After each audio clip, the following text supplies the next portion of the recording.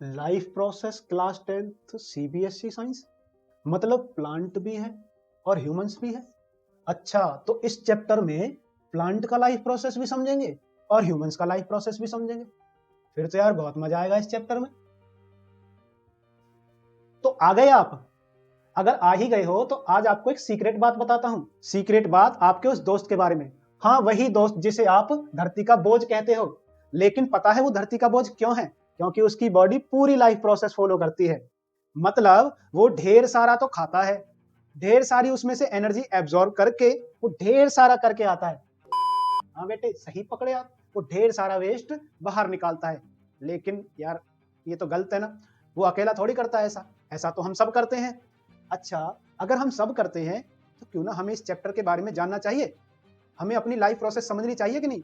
बिल्कुल समझनी चाहिए। हमें आज इस चैप्टर में यही सब जानना है कि एक बॉडी जिंदा रहने के लिए कैसे लाइफ प्रोसेस पूरी करती है। मुझे पता है कि अभी तुझे कंफ्यूजन है, टॉपिक्स तेरे क्लियर है नहीं।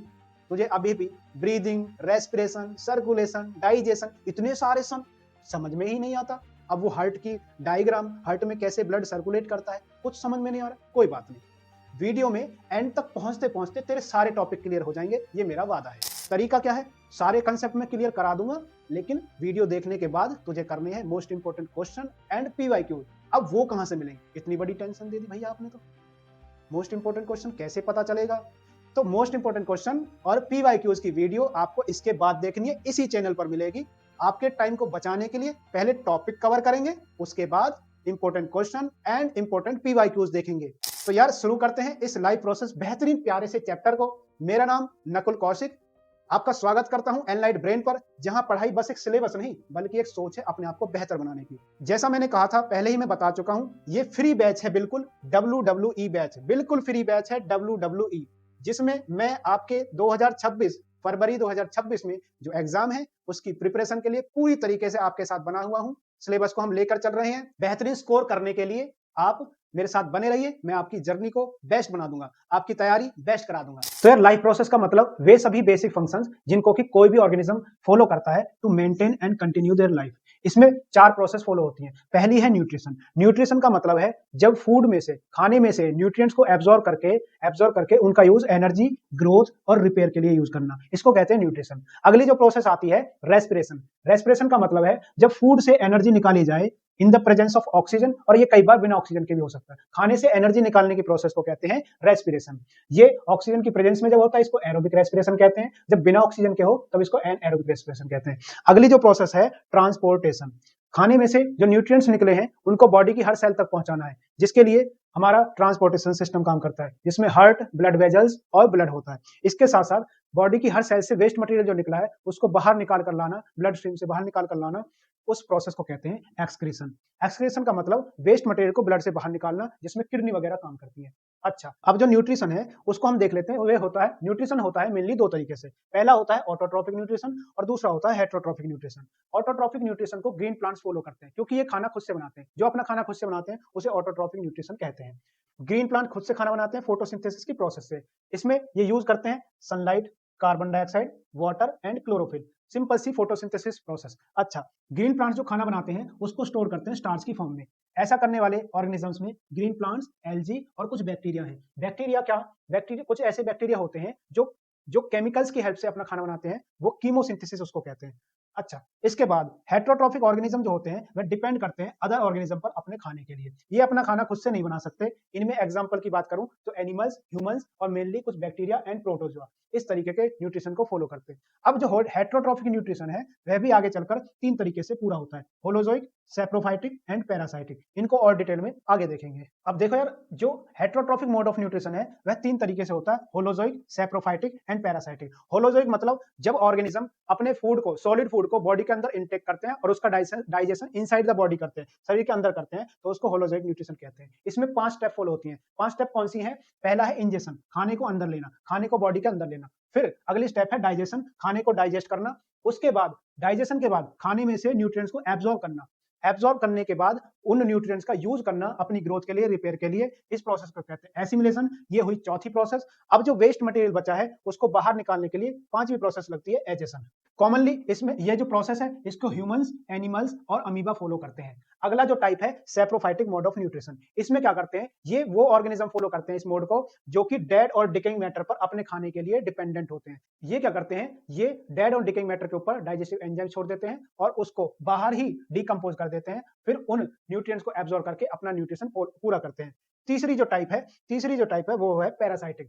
पैरासाइटिक मोड ऑफ न्यूट्रिशन में होता यह है कि एक ऑर्गेनिज्म दूसरे ऑर्गेनिज्म के ऊपर रहती है, उसको मारती नहीं है, बस उसके अंदर से न्यूट्रिएंट्स को एब्जॉर्ब करती है। जैसे आपने देखा होगा जूं जो सर में रहती है वह हमें ना मारती है, बस हमारे खून के अंदर से न्यूट्रिएंट्स को एब्जॉर्ब करती है। ऐसे ही एक कसकटा नाम से एक प्लांट होता है जो दूसरे प्लांट के स्टेम में अपने टिश्यूज को पेनिट्रेट कर देता है और फिर उसके अंदर से न्यूट्रिएंट्स को एब्जॉर्ब करता है, क्योंकि इसके पास क्लोरोफिल की कमी होती है। कसकटा जो प्लांट है इसके पास क्लोरोफिल की कमी होती है, इसलिए दूसरे प्लांट के अंदर से न्यूट्रिएंट्स को एब्जॉर्ब करता है। एक और जो चीज है लार्ज इंटेस्टाइन के अंदर ये रहता है, इसका नाम है टेपवर्म। ये टेपवर्म भी लार्ज इंटेस्टाइन के अंदर से न्यूट्रिएंट्स को एब्जॉर्ब करता रहता है और हमें मारता नहीं है और बस न्यूट्रिएंट्स को एब्जॉर्ब करता रहता है। अगला जो प्रोसेस है, अब हम देख रहे हैं अमीबा और पैरामीशियम में न्यूट्रिशन कैसे पूरा होता है। क्योंकि ये यूनिसेलुलर ऑर्गेनिज्म है, क्योंकि ये दोनों यूनिसेलुलर ऑर्गेनिज्म है, इसके बावजूद ये होलोजोइक मोड ऑफ न्यूट्रिशन को फॉलो करते हैं। अमीबा की कोई खास शेप होती नहीं है, अमीबा ऐसी होता है बिगड़ी सी शेप का। जैसे इसके पास खाना कहीं से इसको सेंस होता है तो ये सूडोपोड्स बनाता है, खाने को घेरता है। सूडोपोड्स मतलब दिखावटी नकली वाले पैर, दिखावटी होते हैं, छलावे वाले होते हैं, तो खाने को घेर लेता है। खाने को घेरने के बाद ये खाने को अंदर की तरफ खींचता है, जिसको यह अपने साइटोप्लाज्म में ले आता है। खाने को साइटोप्लाज्म में लाने के बाद खाने के चारों तरफ बन जाती है फूड वॉक्यूल। वॉक्यूल मतलब घेराव, उसका घेराव बना है। अब खाने पर ये छोड़ेगा डाइजेस्टिव एंजाइम्स, जिसके बाद जो ये कॉम्प्लेक्स फूड है ये सिंपलर फूड में टूट जाएगा। इसमें से न्यूट्रिएंट्स को एब्जॉर्ब करने के बाद ये बाकी के इसके साइटोप्लाज्म में न्यूट्रिएंट्स एब्जॉर्ब कर लिए जाएंगे, बाकी के मटेरियल को, वेस्ट मटेरियल को बाहर निकाल देगा। अच्छा, इन्हीं सूडोपोड्स की हेल्प से अमीबा चलता भी है। तो अमीबा जब मोशन करता है तो यह इन्हीं सूडोपोड्स की हेल्प से करता है और अमीबा इन्हीं सूडोपोड्स की हेल्प से चलता है। इसके साथ साथ अमीबा के पास कोई स्पेसिफिक ऑर्गन नहीं होता जिससे खाना खाता है, जिससे खाना अंदर लेता है। जबकि पैरामीशियम की बात करूं तो ये यूनिसेलुलर ऑर्गेनिज्म है, लेकिन इसके खास बात यह है कि इसके पास एक स्पेसिफिक पार्ट है, स्पेसिफिक ग्रूव है जहां से खाना अंदर जाएगा और उसके बाद खाना डाइजेस्ट होने के बाद एक स्पेसिफिक जगह से ही खाना बाहर निकलेगा, सॉरी वेस्ट मटेरियल बाहर निकलेगा। इसके चारों तरफ सीलिया जैसी यानी हेयर लाइक स्ट्रक्चर्स होती हैं जिनको सीलिया कहते हैं। इन सीलिया की हेल्प से ये चलता है, इन्हीं सीलिया की हेल्प से मोशन करता है। तो अगर इसको मान लीजिए यहां से खाना सेंस हुआ, अगर इसको महसूस होता है कि यहाँ खाना है, तो ये सीलिया जैसी यानी ये सीलिया जो है ये हेयर लाइक स्ट्रक्चर क्या करेंगी, इस खाने को आगे की तरफ धकेलेंगी और इसके इंजेशन वाले जो ग्रूव है यानी जहां से खाना अंदर जाता है उसमें ऑरल ग्रूव में अंदर की तरफ धकेल देंगे। इस तरीके से ये पैरामीशियम के अंदर पूरी डाइजेशन की प्रोसेस फॉलो होती है। पूरी तरीके से अमीबा हो या पैरामीशियम हो, इन दोनों में ही पांचों स्टेप फॉलो होते हैं, डाइजेशन के पांचों स्टेप फॉलो होते हैं। इस तरीके से अमीबा और पैरामीशियम में न्यूट्रिशन को फॉलो किया जाता है। इसके बाद अगला जो है फोटोसिंथेसिस। प्लांट के अंदर फोटोसिंथेसिस को अब हम देख रहे हैं। फोटोसिंथेसिस एक ऐसी प्रोसेस है जिसमें कि ग्रीन प्लांट्स प्रिपेयर करते हैं अपने फूड को by using carbon dioxide, water and sunlight. अच्छा, इसके लिए कुछ नेसेसरी कंडीशन क्या है? पहले तो क्लोरोफिल होना चाहिए, दूसरा सनलाइट होनी चाहिए, कार्बन डाइऑक्साइड एयर में प्रेजेंट होनी चाहिए और वाटर मॉलिक्यूल रूट्स के द्वारा एब्जॉर्ब किए जाने चाहिए। अच्छा, जब फोटोसिंथेसिस होती है तो क्या होता है, एक्चुअल में होता क्या है? तो फोटोसिंथेसिस की प्रोसेस में प्लांट के लीव्स पर जब सनलाइट पड़ती है तो वो सनलाइट को एब्जॉर्ब करते हैं, यानी क्लोरोफिल क्या करता है, एब्जॉर्ब करता है लाइट एनर्जी को। ये लाइट एनर्जी की हेल्प से जो पानी लिया था जड़ों ने, ये लाइट एनर्जी की हेल्प से इस लाइट एनर्जी को केमिकल एनर्जी में कन्वर्ट कर दिया जाएगा, जिससे कि पानी के मॉलिक्यूल को तोड़ दिया जाएगा H2 और O2 में। अब ये ऑक्सीजन तो निकल जाएगी बाहर और हाइड्रोजन की रिएक्शन हो जाएगी कार्बन डाइऑक्साइड से, तो ये वाटर मॉलिक्यूल्स को हाइड्रोजन और ऑक्सीजन में तोड़ देगा। अब ये जो हाइड्रोजन है कार्बन डाइऑक्साइड के साथ जुड़कर कार्बोहाइड्रेट बनाती है। प्रोसेस कैसी है, ये केमिकल रिएक्शन जरूरी है, इसको आपको बिल्कुल याद कर लेना है। कार्बन डाइऑक्साइड पानी के साथ रिएक्ट करती है in the presence of sunlight with the help of chlorophyll, ये बना देता है इसको ग्लूकोज और ऑक्सीजन और पानी के मॉलिक्यूल भी बाहर निकलते हैं। अच्छा, अब हमने फोटोसिंथेसिस समझ लिया, किस तरीके से कौन कौन सी नेसेसरी कंडीशन होती है। अब हम ये देखेंगे कि फोटोसिंथेसिस होता कहाँ है। फोटोसिंथेसिस प्लांट की एक खास ऑर्गन होती फोटोसिंथेसिस प्लांट की एक खास ऑर्गन होती है जिनको लीफ कहते हैं, लीफ यानी लीव्स। इसे ये प्लांट की एक ऑर्गन है जहां पर फोटोसिंथेसिस होता है। क्वेश्चन अगर पूछ ले कि फोटोसिंथेसिस किस ऑर्गन में होता है तो लीफ के अंदर होता है। लीफ के अंदर एक ऑर्गेनल होती है जिसको हम कहते हैं क्लोरोप्लास्ट। क्लोरोप्लास्ट कुछ ऐसा दिखता है, क्लोरोप्लास्ट कुछ ऐसा दिखता है। इसके अंदर की स्ट्रक्चर को अगर देखें तो ग्रीन कलर की ये सर्कुलर डिस्क जो नजर आ रही है इनको हम कहते हैं थाइलाकॉइड, जिनके अंदर ग्रीन कलर का पिगमेंट क्लोरोफिल भरा होता है। यही क्लोरोफिल आगे सनलाइट को यूज करने में हेल्प करेगा। अच्छा, इसके साथ-साथ प्लांट को चाहिए कार्बन डाइऑक्साइड। ये कार्बन डाइऑक्साइड प्लांट कैसे लेते हैं? तो इसकी लीफ पर छोटे-छोटे पोर्स होते हैं, जो कि जिनको हम कहते हैं स्टोमेटा। ये जो स्टोमेटा होते हैं, ये डिसाइड करते हैं कब कार्बन डाइऑक्साइड अंदर आनी है, यानी गैसेस के एक्सचेंज को कौन कंट्रोल करता है? स्टोमेटा। स्टोमेटा की opening and closing guard cell की हेल्प से कंट्रोल होती है। गार्ड सेल जो होती हैं, स्टोमेटा की ओपनिंग और क्लोजिंग को कंट्रोल करती हैं। गार्ड सेल के अंदर जब पानी फिल होता है, जब गार्ड सेल के अंदर वाटर फिल हो जाता है, तो ये स्वेल हो जाती है, स्वेल अप हो जाती है, यानी फूल जाती है, और ये स्टोमेटा खुल जाता है। और जब इनके अंदर से पानी निकलता है, तो ये श्रिंक कर जाती है और ये स्टोमेटा बंद हो जाता है। फोटोसिंथेसिस के लिए जब पानी की जरूरत होती है, तो प्लांट क्या करते हैं? रूट की हेल्प से सॉइल के अंदर से पानी को एब्जॉर्ब करते हैं। जब पानी को एब्जॉर्ब किया जाता है, तो उसके साथ-साथ रूट्स क्या करती हैं? कुछ मिनरल्स को भी पानी के साथ-साथ खींचती हैं। इन मिनरल्स में बात करूं तो nitrogen, phosphorus, magnesium and iron, तरह-तरह के मिनरल्स को ये खींच कर लाती है, और कुछ नाइट्रोजनस कंपाउंड को खींच कर लाती है, जिससे कि ओवरऑल प्लांट की ग्रोथ होती है। अब प्लांट ने फोटोसिंथेसिस की इस प्रोसेस से जो खाना बनाया है, इसको ये ग्लूकोज बनाया है, इसको ये स्टार्च की फॉर्म में कलेक्ट कर लेते हैं। अपने अंदर जो प्लांट खाने को स्टोर करते हैं, वो स्टार्च की फॉर्म में करते हैं। वहीं एनिमल्स की बात करूं तो ग्लाइकोजन की फॉर्म में खाने को स्टोर करते हैं। अब जो हम दो एक्टिविटी देखने जा रहे हैं, पहली एक्टिविटी जिसमें हम ये जानेंगे कि क्लोरोफिल वाकई में, क्या क्लोरोफिल सच में प्लांट्स में फोटोसिंथेसिस के लिए जरूरी है। दूसरा, इस एक्टिविटी में हम जानेंगे कि कार्बन डाइऑक्साइड प्लांट के लिए फोटोसिंथेसिस में जरूरी है। पहली एक्टिविटी में क्या करते हैं? हम ग्रीन लीव्स लेते हैं, हरी पत्ती लेते हैं, और उसे उबलते हुए पानी में डाल देते हैं। यानी उसे उबलते हुए पानी में डालने से होगा क्या कि उसकी सारी जो सेल्स हैं वो डेड हो जाएंगी, मर जाएंगी, यानी फर्दर आगे फोटोसिंथेसिस नहीं होगा। अब उसके बाद हम इसको डालते हैं बॉइलिंग एल्कोहल के अंदर, जिससे कि इसके अंदर का क्लोरोफिल बाहर निकल जाता है। अच्छा, अब इसके ऊपर डालेंगे हम आयोडीन सॉल्यूशन। आयोडीन सॉल्यूशन की खास बात यह है कि जो फोटोसिंथेसिस हुआ था उसमें बना था स्टार्च। जब आयोडीन सॉल्यूशन स्टार्च पर डालते हैं तो वो ब्लू ब्लैक कलर में बदल जाता है, ब्लू ब्लैक कलर स्टार्च का बदल जाता है। अब इस एक्टिविटी में एक्चुअल में हुआ भी यही, जब हमने इस पर आयोडीन सॉल्यूशन डाला तो यहाँ पर ब्लू ब्लैक कलर आया। अगर ब्लू ब्लैक कलर आया, इसका मतलब यहाँ पर स्टार्च की फॉर्मेशन हुई। स्टार्च की फॉर्मेशन हुई, इसका मतलब यहाँ पर क्लोरोफिल था, यहाँ पर क्लोरोफिल था, फोटोसिंथेसिस हुई। अगली जो एक्टिविटी है, इसमें हम करते क्या है? एक ग्लास के जार के अंदर एक ग्रीन प्लांट्स को हम पूरी तरीके से बंद कर देते हैं, अब ताकि उसकी कार्बन डाइऑक्साइड से सप्लाई कट जाए। इसके साथ साथ अगर जार के अंदर थोड़ी बहुत भी कार्बन डाइऑक्साइड बची है, उसको खत्म करने के लिए हमने इसके अंदर एक प्लेट रखी, जिसमें पोटासियम हाइड्रोक्साइड रख दिया। पोटासियम हाइड्रोक्साइड इसके अंदर की कार्बन डाइऑक्साइड को एब्जॉर्ब कर लेगा। अब इसके अंदर बिल्कुल भी कार्बन डाइऑक्साइड नहीं है। अब ये जैसे जार बंद है, तो अब हम इसको रखेंगे सनलाइट की प्रेजेंस में, धूप में अब इसको रख देंगे, यानी हमें बाकी सारी कंडीशन इसकी पूरी करनी होगी, सनलाइट भी देनी होगी। तो हमने बस इसकी सप्लाई रोकी है कार्बन डाइऑक्साइड की। अब जब इसके एक पत्ते को तोड़कर हम इसका आयोडीन टेस्ट करेंगे, तो उसमें ब्लू ब्लैक कलर नहीं आएगा, उसमें ब्लू ब्लैक कलर नहीं आएगा, no show blue black colour. इससे यही पता चला, जब इसमें अच्छा ब्लू ब्लैक कलर नहीं आया, तो इसका मतलब यहाँ पर स्टार्च की फॉर्मेशन नहीं हुई। स्टार्च की फॉर्मेशन नहीं हुई, इसका मतलब यहाँ पर फोटोसिंथेसिस नहीं हुई। तो कार्बन डाइऑक्साइड नेसेसरी होती है, जरूरी होती है फोटोसिंथेसिस के लिए। इस एक्टिविटी से हमें पता चल गया। अब हम जानने वाले हैं ह्यूमन डाइजेशन सिस्टम को। ह्यूमन डाइजेशन सिस्टम, देखिए, डाइजेशन एक ऐसी प्रोसेस है जिसमें कि कॉम्प्लेक्स फूड सिंपलर सब्सटेंस में टूटता है और उसमें से न्यूट्रिएंट्स को एब्जॉर्ब करके बॉडी की हर सेल तक पहुंचा दिया जाता है। इस प्रोसेस को कहते हैं डाइजेशन। हमारी बॉडी के अंदर डाइजेशन मुंह से स्टार्ट हो जाता है। मुंह में तीन चीजें काम करती हैं, पहला है टीथ, दूसरा है टंग और तीसरी है सैलिवरी ग्लैंड्स। टीथ का काम होता है, यानी दांतों का काम होता है खाने को चबा चबा कर छोटे छोटे पार्टिकल्स में तोड़ देना, जिसको हम कहते हैं मैस्टिकेशन। मैकेनिकल डाइजेशन यहाँ पर होता है और मैस्टिकेशन इसको कहते हैं। इसके साथ साथ जीभ का काम होता है। जो जीभ होती है खाने में स्लाइवा को मिलाती है, क्योंकि हमारे यहाँ मुंह में इस तरफ इधर आप देखें तो ये सैलिवरी ग्लैंड्स होती हैं, जो कि कुछ जूस निकालती हैं। इनमें जूस है सैलिवरी अमाइलेज। ये सैलिवरी अमाइलेज क्या करता है, जो हम खाना खाते हैं उसमें जो स्टार्च होता है, मुंह में ही उसका डाइजेशन स्टार्ट कर देता है। उस स्टार्च को ये माल्टोज में बदल देता है। उस स्टार्च को किस में बदल देता है? माल्टोज में। इस सैलिवरी अमाइलेज को मिक्सिंग करने का काम कौन करती है? टंग करती है। टंग में टेस्ट बड होते हैं जो स्वाद को चखने में मदद करते हैं। इसके साथ साथ जीभ क्या करती है? जीभ खाने में इस सैलिवरी अमाइलेज को मिलाती है, और इस सैलिवरी अमाइलेज यानी जिसको हम लार भी कहते हैं, ये खाने को क्या करती है? नमी वाला बना देती है, यानी नरम बना देती है, और खाना लुब्रिकेट हो जाता है, जिससे खाने को निगलना आसान हो जाता है।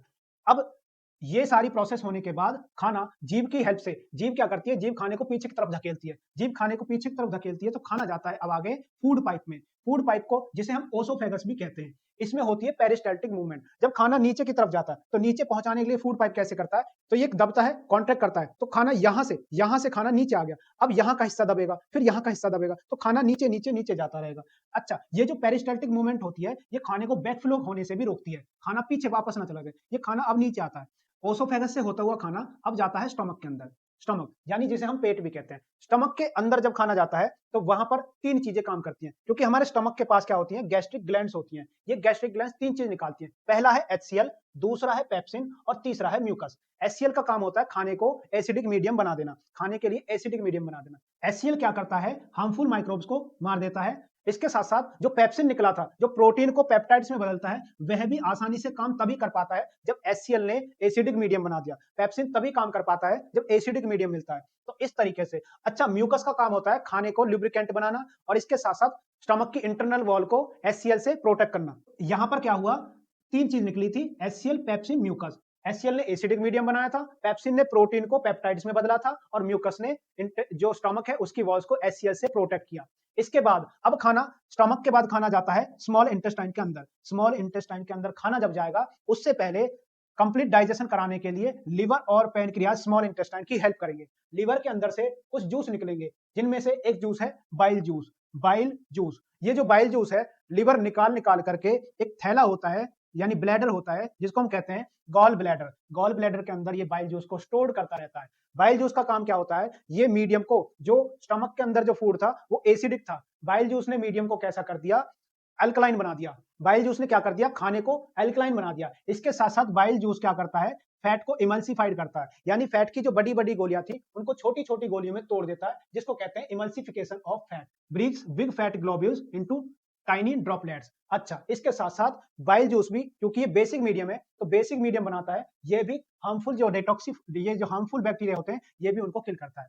अच्छा, इसके साथ साथ पैनक्रियाज स्मॉल इंटेस्टाइन के अंदर खाने के में क्या छोड़ते हैं, तीन एंजाइम, पहला है अमाइलेज, दूसरा ट्रिप्सिन और तीसरा लाइपेज। जैसे सेलिवरी अमाइलेज ने स्टार्च को माइल्टोज में बदला, ठीक वैसे ही देखिए स्टार्च भी क्या है, स्टार्च क्या है, ग्लूकोज। कार्बोहाइड्रेट भी किस में बदलता है, ग्लूकोज में। यहां पर अमाइलेज ने कार्बोहाइड्रेट को ब्रेक डाउन कर दिया और उसको बदल दिया ग्लूकोज में। अच्छा, ट्रिप्सिन जो होता है यह प्रोटीन के डाइजेशन में हेल्प करता है। जैसे यहां से पेप्सिन ने प्रोटीन को किस में बदल दिया था, पेप्टाइड्स में, ऐसे यहां पर ट्रिप्सिन है, pepsin trypsin, pepsin trypsin, protein pepsin, protein peptide. अच्छा, इस तरीके से याद कर सकते हैं। तो ट्रिप्सिन ने प्रोटीन का डाइजेशन कर दिया और लाइपेज क्या करता है, ये फैट को डाइजेस्ट करने में मदद करता है। इस तरीके से लिवर और पैनक्रियाज ने दोनों ने मिलकर स्मॉल इंटेस्टाइन में ये जो जूस दिए थे, उससे स्मॉल इंटेस्टाइन के अंदर चल रहा है बढ़िया खासा डाइजेशन। अब स्मॉल इंटेस्टाइन की जो वॉल होती हैं, इन पर छोटी छोटी विली फिंगर लाइक प्रोजेक्शंस होती हैं। अगर इसकी स्ट्रक्चर बनाऊं तो कुछ इस तरीके से ये जो होती है, इसमें काफी सारी ब्लड वेजल्स कनेक्ट होती हैं। जब खाना यहां से चिपकता है, इंटेस्टाइन जो स्मॉल इंटेस्टाइन है, इसके अंदर काफी उंगलियों जैसी स्ट्रक्चर होती हैं, जिनको विली कहते हैं। विली के बाहर की तरफ खाना चिपकता है और इनके अंदर काफी सारी ब्लड वेजल्स कनेक्ट होती हैं। तो जैसे खाना इनके कांटेक्ट में आता है, तो ये उसमें से न्यूट्रिएंट्स को एब्जॉर्ब करके ब्लड स्ट्रीम में छोड़ देते हैं। ये काम होता है विली का।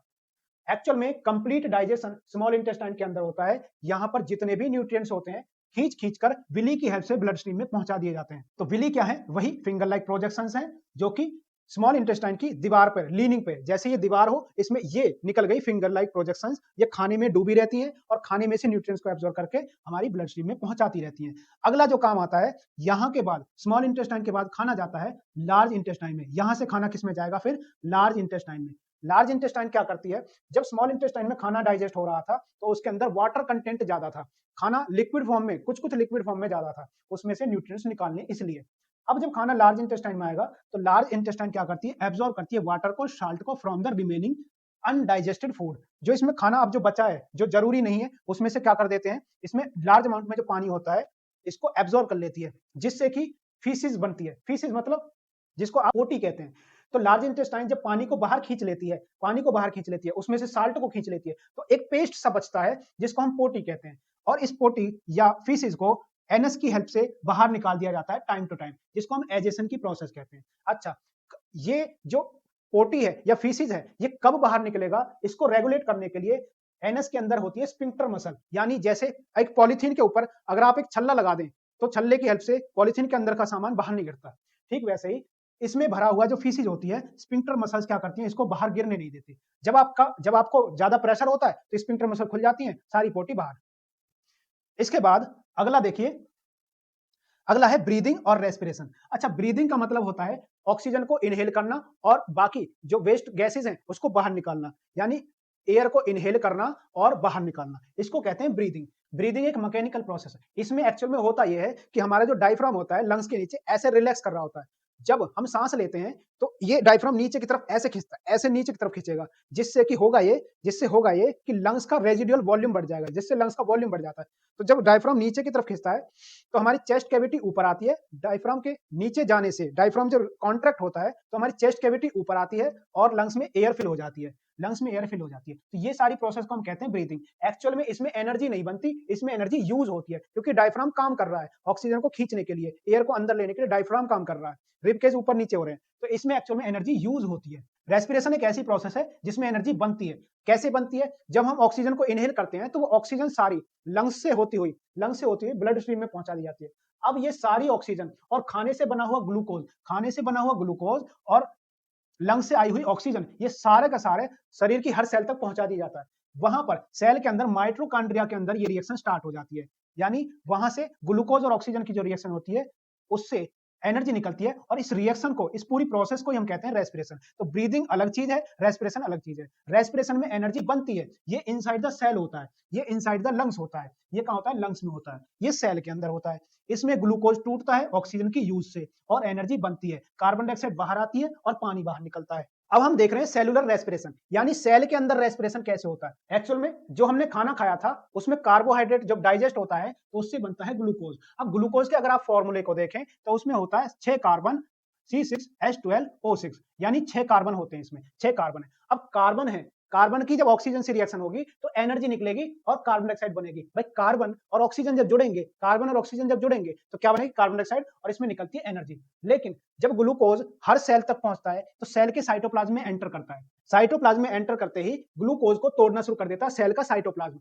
कैसे तोड़ता है? या इसको 3 कार्बन वाले मॉलिक्यूल में तोड़ देता है, जिससे वहां पर थोड़ी सी एनर्जी निकलती है, क्योंकि 6 कार्बन से अब ये 3 कार्बन के मॉलिक्यूल में टूट गया। अच्छा, इस 3 कार्बन की मॉलिक्यूल को क्या कहते हैं? पाइरूवेट कहते हैं। इस बात को बहुत दिमाग में अच्छे से बैठा लेना, 3 कार्बन के मॉलिक्यूल को क्या कहते हैं? पाइरूवेट कहते हैं। अच्छा, अब हर सेल के साइटोप्लाज्म में ये हो गया। उसके बाद अब क्या होगा कि अगर सेल मान लीजिए मस्कुलर सेल है, अगर सेल मसल सेल है जहां पर ज्यादा एक्टिविटी हो रही है, अगर सेल यीस्ट की सेल है, अगर सेल कैसी है? यीस्ट की है, तो यीस्ट के अंदर क्या होता है? यीस्ट के अंदर बिना ऑक्सीजन के ही यहां पर ये किसमें टूट जाता है? 2 कार्बन वाले मॉलिक्यूल, यानी इथेनॉल में, क्योंकि इथेनॉल का फॉर्मूला होता है C2H5OH। अगर आप यहां ध्यान से देखें तो 3 कार्बन से 2 कार्बन में ये बदल गया। अच्छा, तो इसका मतलब एक कार्बन टूटकर, एक कार्बन ऑक्सीजन से जुड़कर उसने कुछ बनाया होगा। क्या बनाया होगा? उसने बनाई कार्बन डाइऑक्साइड और बनाई एनर्जी। बिना ऑक्सीजन के यहां पर क्या हो गया? ब्रेक डाउन हो गया ग्लूकोज के मॉलिक्यूल का।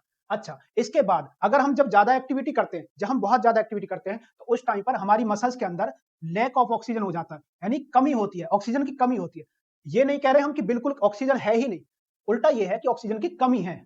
तो कम ऑक्सीजन की वजह से होता यह है कि सेल, जो मसल्स की जो सेल होती हैं, ये इसको लैक्टिक एसिड में बदल देती हैं, यानी इस पाइरूवेट को किस में बदल देती हैं? लैक्टिक एसिड में, और उससे थोड़ी सी एनर्जी निकलती है। लेकिन इस लैक्टिक एसिड की खास बात यह है कि जब ये लैक्टिक एसिड साइटोप्लाज्म में रहता है तो मसल्स में कॉन्ट्रैक्शन लाता है, मसल्स में एकदम सडन कॉन्ट्रैक्शन लाता है, जिससे हमारे मसल्स में क्रैम्प बनते हैं। तो इसलिए आपने देखा होगा जब हम ज्यादा एक्टिविटी करते हैं तो मसल्स में क्रैम्प आते हैं, ये इसी लैक्टिक एसिड की वजह से आते हैं। लेकिन इससे हो क्या गया? एक सर्टेन अमाउंट में एनर्जी थोड़ी सी बन गई थी, जिसको हम कहते हैं फर्मेंटेशन की प्रोसेस। अच्छा, इसके बाद अगर मैं कहूं कि जब बहुत भर भर के ऑक्सीजन मिल रही हो सेल को, तो जो 3 कार्बन वाला मॉलिक्यूल पाइरूवेट है, यह फिर माइटोकॉन्ड्रिया में एंटर करता है। अब माइटोकॉन्ड्रिया में इसको भर के मिलती है ऑक्सीजन, यहां पर इसका होता है कंप्लीट ऑक्सीडेशन जब होता है तो यहां पर बहुत लार्ज अमाउंट में एनर्जी बनती है, यानी इनके कंपैरिजन में यहां ज्यादा एनर्जी बनती है, क्योंकि कंप्लीट ऑक्सीडेशन हुआ है, साथ में निकली कार्बन डाइऑक्साइड और वाटर। ठीक है जी। अच्छा, ये तीनों प्रोसेस आपको समझ में आ गई। पहला है एब्सेंस ऑफ ऑक्सीजन, दूसरा है लैक ऑफ ऑक्सीजन, तीसरा है प्रेजेंस ऑफ, यानी यहां पर क्या हो रहा है? यहां पर ऑक्सीजन है ही नहीं, यहां पर ऑक्सीजन थोड़ी कम है, थोड़ी कम है, ऑक्सीजन की कमी है तो सही लेकिन कमी है, और यहाँ पर भर भर के ऑक्सीजन, तो जहां भर के ऑक्सीजन मिलेगी वहां एनर्जी भी ज्यादा बनेगी, जहां ऑक्सीजन की कमी है वहां एनर्जी कम बनेगी, और जहां एनर्जी ऑक्सीजन बिल्कुल ही कम है तो वहां एनर्जी और भी कम बनेगी। अगला देखिए, अब हम देख रहे हैं एरोबिक और एनएरोबिक रेस्पिरेशन में अंतर। सिंपल सा है बिल्कुल। एरोबिक रेस्पिरेशन कब होता है? ऑक्सीजन की प्रेजेंस में, अभी हमने देखा। एनएरोबिक रेस्पिरेशन कब होता है? ऑक्सीजन की एब्सेंस में, यानी ऑक्सीजन जब नहीं होगी। दूसरी बात हमने क्या देखी कि ऑक्सीजन की प्रेजेंस में जब रेस्पिरेशन होता है तो लार्ज अमाउंट में एनर्जी बनती है, और जब ऑक्सीजन की एब्सेंस में, ऑक्सीजन की प्रेजेंस एब्सेंस में जब रेस्पिरेशन होता है तो लेस एनर्जी बनती है, यानी कम एनर्जी बनती है। अच्छा, ऑक्सीजन की प्रेजेंस में जब रिएक्शन हो रही थी तो वहां पर कार्बन डाइऑक्साइड, वाटर और लार्ज अमाउंट में एनर्जी बन रही थी। ये होता है माइटोकॉन्ड्रिया के अंदर, अभी पिछली स्लाइड पर मैंने बताया। इसके साथ साथ हर मल्टीसेलुलर ऑर्गेनिज्म की ज्यादातर सेल्स के अंदर यही प्रोसेस फॉलो होती है। वही जो एंड प्रोडक्ट एनएरोबिक रेस्पिरेशन में बनता है, अगर वह यीस्ट के अंदर हो तो यहाँ पर अल्कोहल बनता है और कार्बन डाइऑक्साइड बनती है। अगर मसल्स के अंदर हो तो लैक्टिक एसिड बनता है और एनर्जी बनती है। तो एनएरोबिक रेस्पिरेशन की रिएक्शंस की बात करूं तो पहली रिएक्शन जो यीस्ट के अंदर होती है जिसमें अल्कोहल, कार्बन डाइऑक्साइड और एनर्जी बना था। दूसरी रिएक्शन एनएरोबिक की जिसमें लेस ऑक्सीजन होती है, ऑक्सीजन कमी होती है, वो हुआ था मसल्स के अंदर जिसमें लैक्टिक एसिड बना था, जिससे मसल्स में क्रैम्प आ गए थे और एनर्जी बनी थी। ये आपका सिंपल है। इसमें ग्लूकोज की रिएक्शन ऑक्सीजन से हुई, कार्बन डाइऑक्साइड गैस बनी, पानी, एनर्जी, एनर्जी बनती है एटीपी की फॉर्म में। ये जो एटीपी होती है इसको बोलते हैं एडिनोसाइन ट्राइफॉस्फेट। ये एनर्जी की करेंसी होती है, बायोकेमिकल करेंसी। ये बायो करेंसी होती है एनर्जी की। अच्छा, इसके बाद अब हम आ जाते हैं, तो अब हम देख रहे हैं ह्यूमंस रेस्पिरेटरी सिस्टम। अच्छा, जब हम सांस लेते हैं तो नाक में, जब हम सांस लेते हैं तो अगर आप गौर करें तो हमारी नाक में काफी सारे बाल होते हैं, और हमारी नाक में होती है म्यूकस, यानी चिपचिपा जो जेली लाइक मटेरियल होता है, लिक्विड होता है।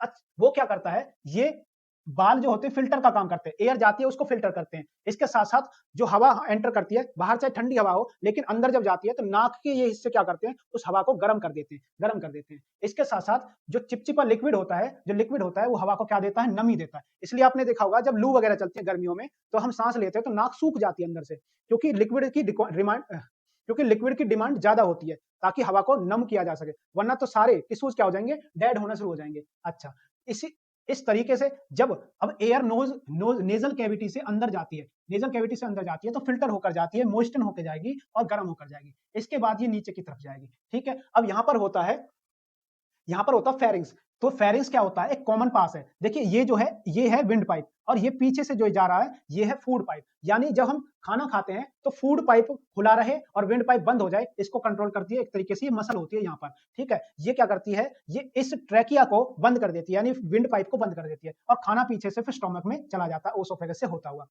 अब ट्रैकिया क्या है? ट्रैकिया विंड पाइप है जो नेजल कैविटी से होता हुआ नीचे की तरफ आता है। अब इस ट्रैकिया पर होती है कार्टिलेज, रिंग ऑफ कार्टिलेज। जैसे कान की हड्डी होती है लचीली, बिल्कुल वैसे ही ऐसे ही रिंग्स बनी होती हैं हड्डियों की, कार्टिलेज यानी लचीली हड्डियां होती हैं। ठीक है, फ्लेक्सिबल बोन्स होती हैं। तो इसकी एक रिंग बनी होती है इस विंड पाइप पर, क्योंकि इसको प्रोटेक्ट करना है, क्योंकि है ना, इसको प्रोटेक्ट करना है सो दैट कि मुड़े ना, ये एकदम खुली रहे इस तरीके से।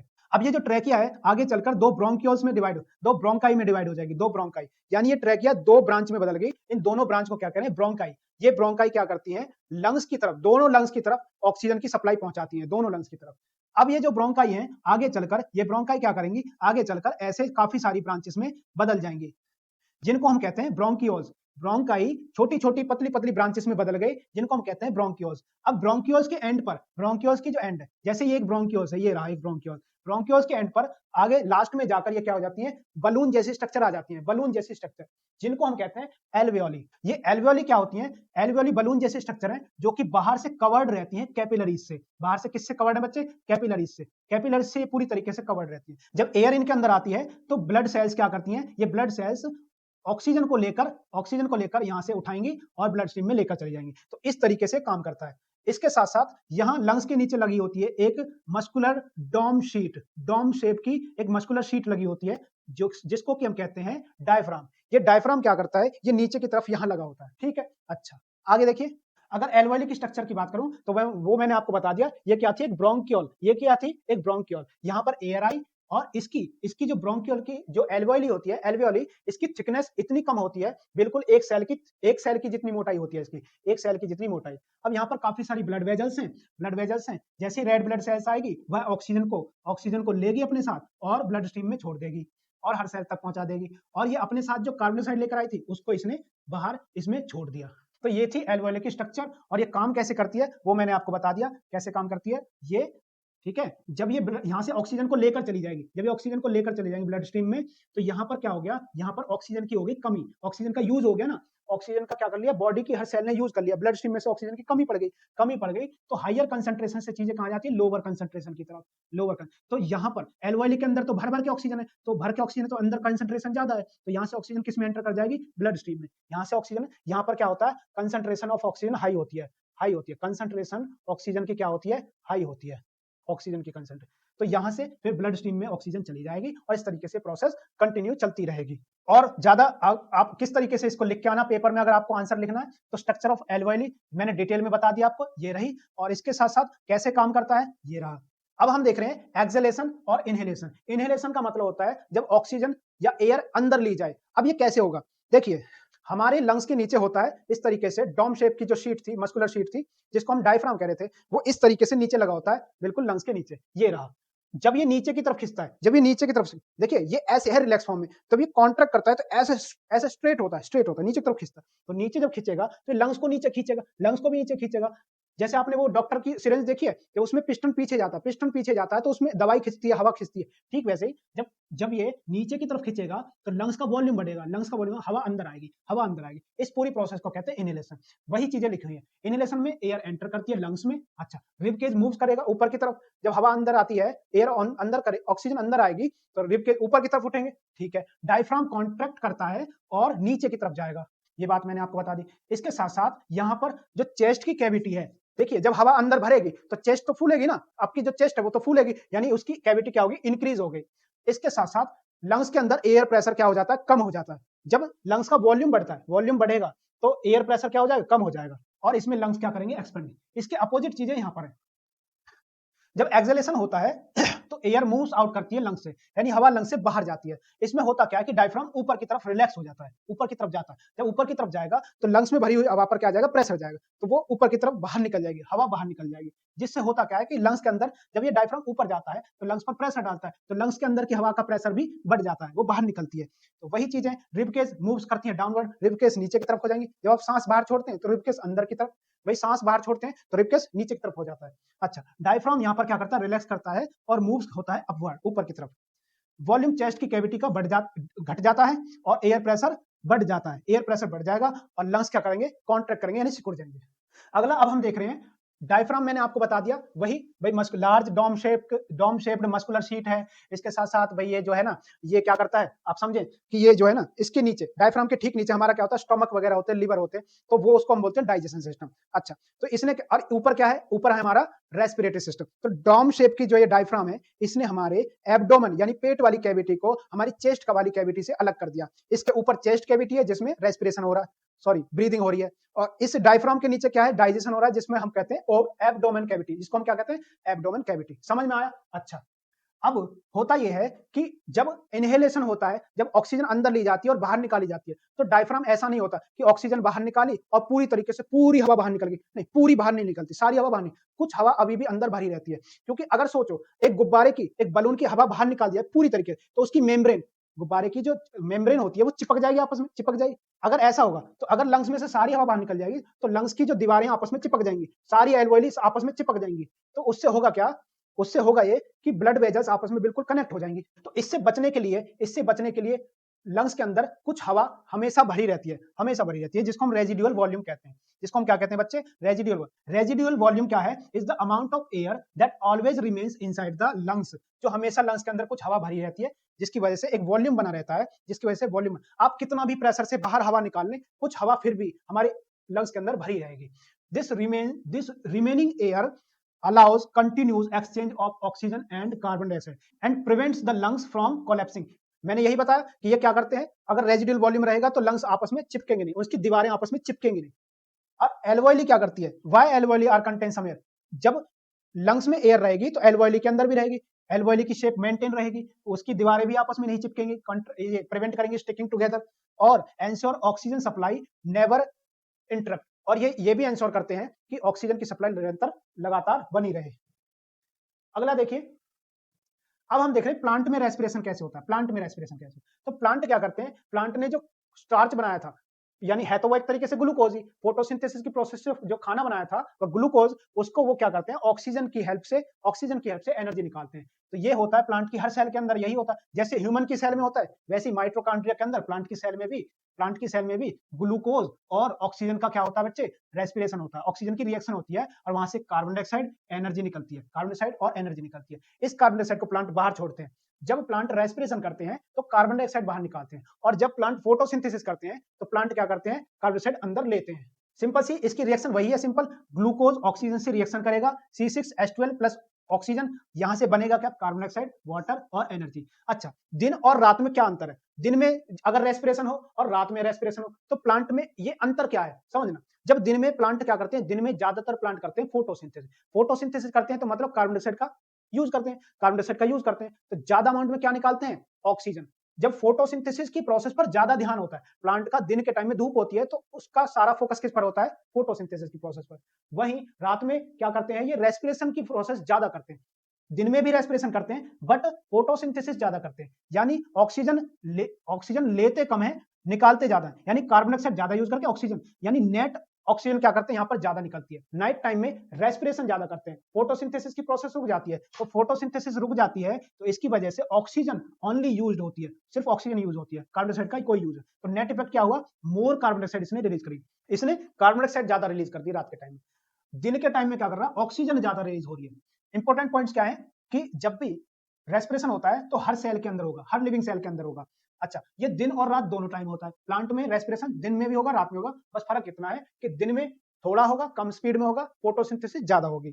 ठीक है जी। अच्छा, अगला देखिए, अब हम देख रहे हैं कि जो एक्वाटिक एनिमल होते हैं लाइक फिशेज, ये कैसे ब्रीदिंग करते हैं, ये कैसे सांस लेते हैं। तो आपने अगर मछलियों को देखा हो तो वो तैरती हुई मुंह को खोलकर तैरती हैं, मुंह को खोलकर तैरती हुई जाती हैं, या फिर अगर रुकी हुई होगी तो इस तरीके से मुंह को बंद करती रहेगी, खोलती रहेगी, बंद करती रहेगी, खोलती।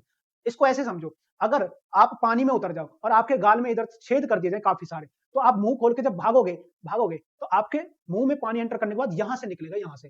ठीक वैसे ही मछली के अंदर भी, मछली जब पानी के अंदर तैरती है तो इसके मुंह के अंदर ऐसे पानी जाता है। अब पानी जाएगा तो पानी यहां से जाने के बाद इस इधर से निकलेगा बाहर की तरफ। तो यहाँ एक छलनी जैसी स्ट्रक्चर होती है, एक जाली जैसी स्ट्रक्चर होती है, जिसको हम कहते हैं गिल्स। अब गिल्स की खास बात यह है कि गिल्स में मछलियों के ब्लड वेजल्स यहाँ पर आकर कनेक्ट हो जाते हैं, ब्लड वेजल्स कनेक्ट हो जाते हैं। तो जब पानी यहाँ से निकलेगा तो पानी में डिजोल्व ऑक्सीजन को ब्लड वेजल्स क्या करेंगी, अपने साथ ऑक्सीजन को लेकर इसकी बॉडी में पहुंचा देंगे। तो इस तरीके से फिशेज में क्या होता है, रेस्पिरेशन होता है, ब्रीदिंग होती है, इस तरीके से फिशेज में ब्रीदिंग होती है। ठीक है जी। अच्छा, अगर मछली रुकी हुई है तो क्या करती रहेगी, पानी भरेगी और अपने मुंह को प्रेशर से बंद करेगी, प्रेशर के साथ बंद करेगी। तो इसके यहाँ से गिल्स से क्या होगा, पानी प्रेशर के साथ बाहर निकलेगा, फिर से वही प्रोसेस, पानी बाहर निकलेगा, ब्लड वेजल्स कनेक्टेड है, वहां पर जाली बनी हुई है, तो वो ऑक्सीजन को उसमें से निकाल लेगी। इसमें जो प्रोसेस है, ब्रीदिंग की जो प्रोसेस है, जैसे अभी हम सांस लेते हैं तो हमारी ब्रीदिंग की स्पीड कैसी होती है, कम होती है। जो टेरेस्ट्रियल एनिमल्स होते हैं, ऑर्गेनिजम्स होते हैं, उनकी सांस लेने की जो स्पीड है, इनहेलेशन और एक्सहेलेशन की जो स्पीड है वो धीमी होती है। वहीं जो एक्वाटिक एनिमल होते हैं उनकी सांस लेने की स्पीड तेज होती है। इसलिए मछलियों को आपने देखा हो जल्दी जल्दी ऐसे मुंह खोलती रहती है, ऐसे मुंह खोलती रहती है, क्योंकि पानी में ऑक्सीजन की कमी है, तो जल्दी जल्दी और ज्यादा पानी की सप्लाई को बनाए रखना है इस तरीके से गिल्स के अंदर से, तो ज्यादा से ज्यादा ऑक्सीजन निकाली जा सके पानी के अंदर से। वहीं अगर मैं एक्वाटिक एनिमल्स की बात करूं तो उनमें कुछ एनिमल्स ऐसे भी हैं, जैसे मेंढक की बात कर लीजिए। मेंढक जो होता है उसकी जो स्किन होती है, कभी आपने मेंढक को देखा हो तो वो चिपचिपा सा होता है, ऊपर से चिपचिपा सा होता है। तो उसके पास लंग्स भी होते हैं, जब वो जमीन पर होता है तो लंग्स से सांस लेता है। इसके अलावे है ना, वह अपनी बॉडी की सरफेस से भी सांस ले सकता है। एम्फीबियंस, इसलिए मैंने बताया एम्फीबियंस जो होते हैं, एम्फीबियंस यानी जो पानी में भी रह सकते हो और जो जमीन पर भी रह सकते हैं। तो जब पानी में होते हैं तो अपनी स्किन से सांस लेते हैं, स्किन से, ठीक है। और जब हवा में होते हैं यानी जमीन पर जब होते हैं तो वो अपने लंग्स से सांस लेते हैं। आगे देखिए, अगला है ट्रांसपोर्टेशन सिस्टम। अब ट्रांसपोर्टेशन सिस्टम में मेनली सबसे बड़ा जो जो काम करता है हमारा सर्कुलेटरी सिस्टम करता है। वैसे दूसरा सिस्टम भी है लिम्फेटिक सिस्टम, बट इसमें इसका जो ज्यादा मेजर रोल है हमारी बॉडी में ट्रांसपोर्टेशन सिस्टम में सर्कुलेटरी सिस्टम का ज्यादा है। इसमें क्या क्या होता है, इसमें होते हैं हमारा हार्ट, ब्लड वेजल्स में क्या होती है, आर्टरीज, कैपिलरीज एंड वेन्स। ठीक है। अच्छा, हार्ट क्या करता है, हार्ट ब्लड को पंप करता है, ब्लड जितना भी मटेरियल होता है बॉडी में इधर से उधर पहुंचाने का काम करता है। और ये ब्लड किस में चलता है, ये ब्लड चलता है ब्लड वेजल्स में, जिनको हम कहते हैं आर्टरीज, वेन्स और कैपिलरीज। जो आर्टरीज होती हैं वह ऑक्सीजनेटेड ब्लड को लेकर जाती हैं दिल से बॉडी के अलग अलग हिस्सों तक, हार्ट से ऑक्सीजनेटेड ब्लड को बॉडी के अलग अलग हिस्सों तक लेकर जाती हैं। वहीं जो विंस होते हैं ये कार्बन डाइऑक्साइड को बॉडी के अलग अलग हिस्सों से लेकर हार्ट तक लेकर आते हैं। जो कैपिलरीज होती हैं, कैपिलरीज क्या होती हैं, ये आर्टरीज और विंस को जंक्शन कराती है, यानी ज्वाइंट कराती हैं।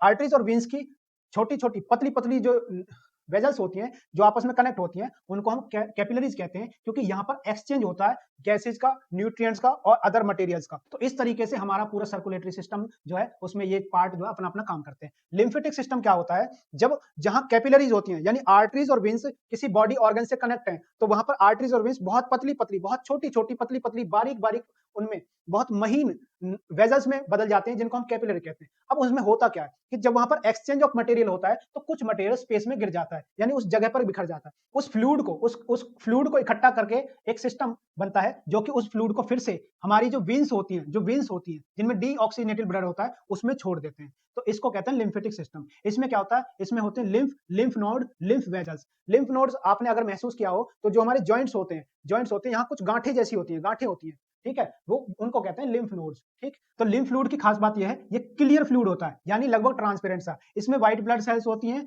और कुछ एब्जॉर्ब फैट होता है।